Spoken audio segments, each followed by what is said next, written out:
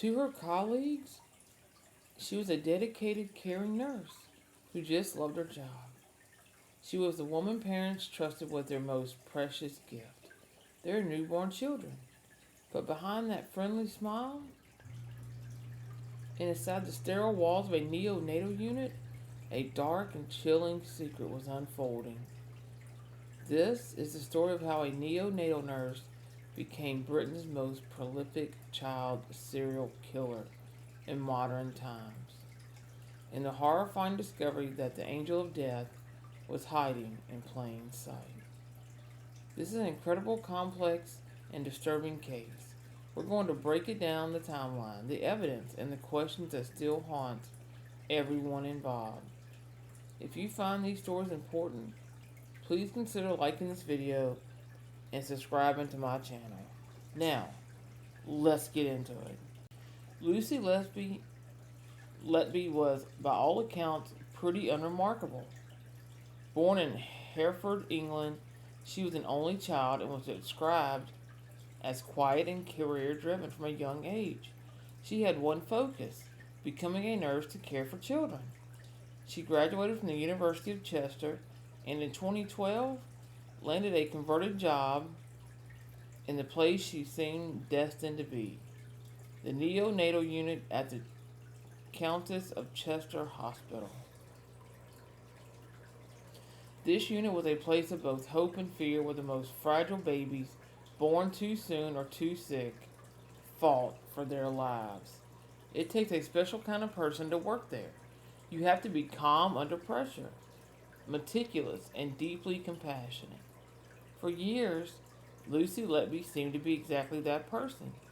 She was a fixture on the unit, known for her cheerful demeanor and her willingness to pick up extra shifts. She was the friendly face who comforted distraught parents and the competent professional her colleagues relied on. No one had any reason to think that the woman they worked alongside with was anything other than what she seemed. But in June of 2015, something changed. The delicate balance of life and death in the neonatal unit began to tip, and an unseen horror began to stalk the incubators. The first was baby A healthy baby boy who died just over a day after he was born. Soon after, his twin sister, baby B, collapsed unexpectedly but survived. The tragedies kept coming. Baby C, another boy, collapsed and died. Then baby D, a little girl, died from what was suspected to be an injection of air into her bloodstream. With each loss, a disturbing pattern started to take shape, one that a few senior doctors noticed but couldn't quite bring themselves to believe. The one common denominator in this string of tragedies was the presence of a single nurse, Lucy Letby. Her methods were insidious and incredibly hard to detect. Prosecutors would later argue that Letby used various ways to attack the infants: injecting them with air, poisoning them with insulin, or deliberately overfeeding them with milk. These actions were designed to mimic natural medical events, which made proving deliberate harm almost impossible. An air embolism, which is an injection of air into a vein, can cause a fatal collapse, but leaves behind very little evidence. Insulin poison is just as sinister, causing a baby's blood sugar to plummet with deadly speed. And as 2015 bled into 2016, the rate of collapses and deaths became alarming. One consultant, Dr. Stevens Brary, later testified that he had raised concerns about Letby as early as June 2015. But for months, nothing happened. Hospital management was reportedly hesitant to believe that one of their own nurses could be behind such horrific acts. Meanwhile, Letby kept working. She was there in June of 2016 when two of three triplet brothers, identified as babies O and P, died on consecutive days. It was only after these final devastating deaths that Letby was at least removed from clinical duties. But by then, the damage was done. With Letby moved to a clerical job, the unexplained collapses on the unit stopped cold. That eerie silence was in itself a damning piece of evidence. The consultants who had been raising the alarm for months finally felt heard. And in 2017, Cheshire police launched a full-scale investigation and called Operation Hummingbird. What they uncovered was chilling. The investigators sifted through thousands of medical records and shift patterns, and the data told a stark story. Lucy Letby was consistently present during the sudden deteriorations, but the most disturbing discoveries came from Letby's own home. She was first arrested in July of 2018, and a search of her house revealed a collection of handwritten notes and post-its. Scrawled on a green post-it in a messy script were the words that would come to define the case. She had written, "I am evil. I did this." Other notes echoed similar thoughts. "I killed them on purpose because I'm not good enough to care for them. And I'm a horrible, evil person." I'm a horrible, evil person.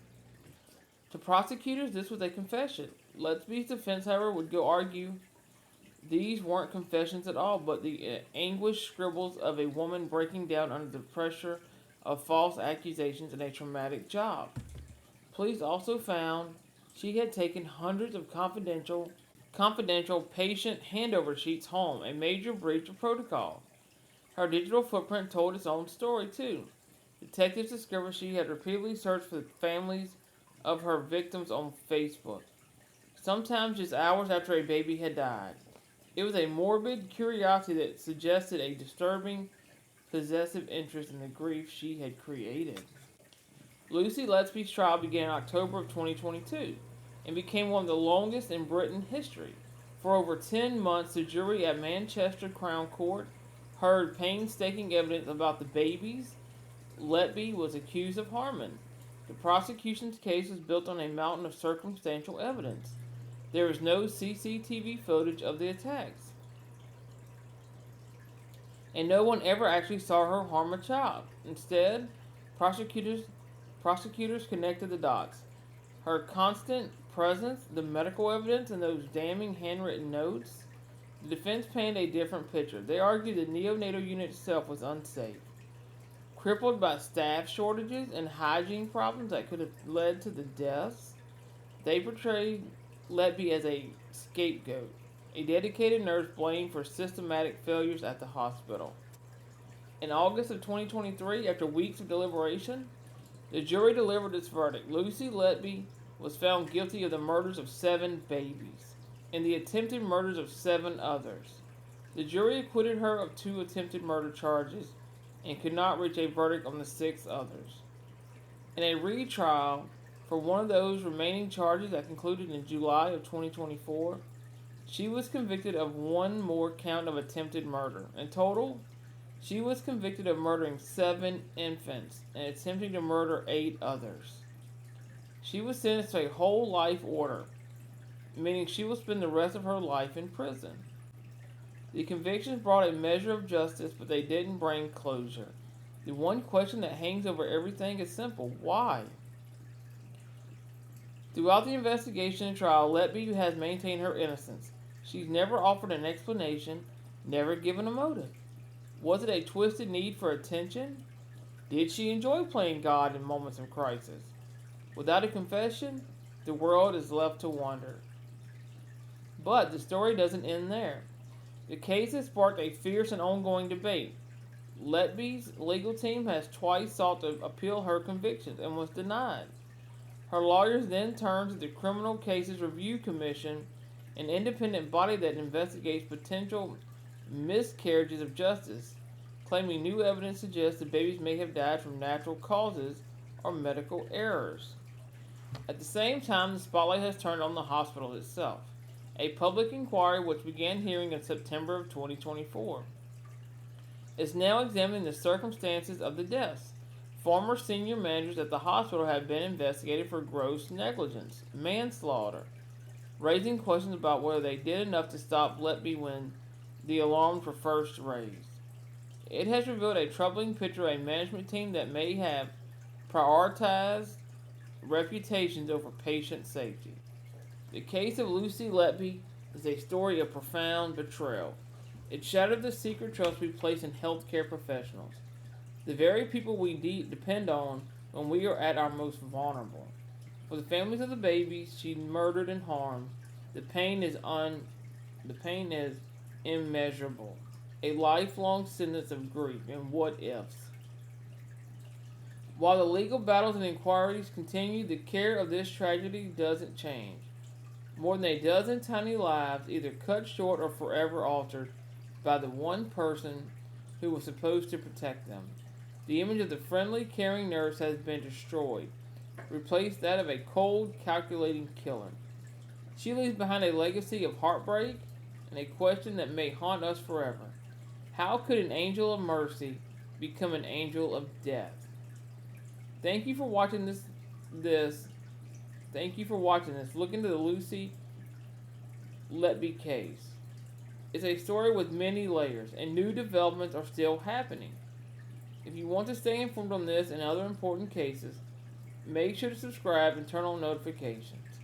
Please share your thoughts in the comments respectfully.